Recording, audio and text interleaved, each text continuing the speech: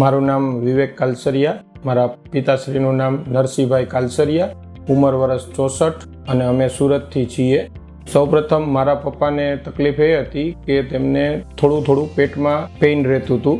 ત્યારબાદ અમે general report કરાવવા માટે ગયા, બ્લડના ECG અને અન્ય। તો એમાં ECGના રિપોર્ટમાં થોડોક ડૉક્ટરોને ડાઉટ આવ્યો, એટલે અમને એ લોકોએ એન્જિયોગ્રાફી કરવાનું સજેસ્ટ કર્યું। ત્યારબાદ ડૉક્ટર પૂજન શાહ સરે એક એન્જિયોગ્રાફી રિપોર્ટ કર્યો, તેમાં હાર્ટની 3 નળી બ્લોકેજ આવતા અમને બાયપાસ સર્જરી કરવા માટેનું સૂચન કર્યું। તો અમે બાયપાસ સર્જરીની સલાહ લેવા માટે સર્વપ્રથમ અમે PP માણિયા હોસ્પિટલનો સંપર્ક કર્યો અને ત્યાં અમે ડૉક્ટર રવિ સાગર સરની અપોઇન્ટમેન્ટ લીધી અને તેમને મળ્યા। તો તેમના સજેશન પ્રમાણે એક એબ્ડોમિનલ એન્જિયોગ્રાફીનો રિપોર્ટ કરવાનું એમને કહેલું કે એના દ્વારા એ પણ ખબર પડે કે હાર્ટની નળી તો બ્લોકેજ છે જ, પરંતુ જો હાર્ટમાંથી બ્લડ પેટના કોઈ પણ અન્ય અંગોમાં જાય છે, એમની નળી પણ જો બ્લોક હોય તો એની પણ આપણને જાણ થાય અને હાર્ટનું બાયપાસ કે સ્ટેન બેસાડતા પહેલા પેટની તમામ નળીઓને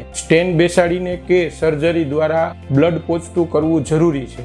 એના માટે એક અમે અન્ય રિપોર્ટ કરાવ્યો, જેને એબ્ડોમિનલ એન્જિયોગ્રાફી કહેવાય। એ રિપોર્ટથી અમને જાણ થઈ કે પેટના તમામ અંગોમાં બ્લડ સર્ક્યુલેશન ઓકે છે, તો હવે અમે બાયપાસ સર્જરી તરફ આગળ વધી શકીએ છીએ। પછી અમે PP માણિયા હોસ્પિટલમાં બાયપાસ સર્જરી પ્લાન કરી અને સક્સેસફુલ બાયપાસ કર્યું। બાયપાસ સર્જરી દરમિયાન એક હોસ્પિટલ અને ડૉક્ટર રવિ સાગર સરનો પ્લસ પોઈન્ટ એ રહ્યો કે મારા ફાધરને 64 એજમાં પણ એક પણ બોટલ બ્લડની જરૂર વગર સક્સેસફુલ બાયપાસ થઈ ગયું અને 5 દિવસની અંદર સંપૂર્ણ રિકવરી થઈ અને અમે ડિસ્ચાર્જ લઈ લીધેલું। PP માણિયા હોસ્પિટલના અનુભવની વાત કરીએ તો અહીંયાનો support staff, doctor staff, nursing staff અને સિક્યુરિટી સ્ટાફ દરેકનો સપોર્ટ અને સેવા બહુ જ સારી છે। જો કોઈ વ્યક્તિ મેડિકલ લાઇનથી અજાણ હોય તેને પણ આ લોકો વ્યવસ્થિત સપોર્ટ કરે છે।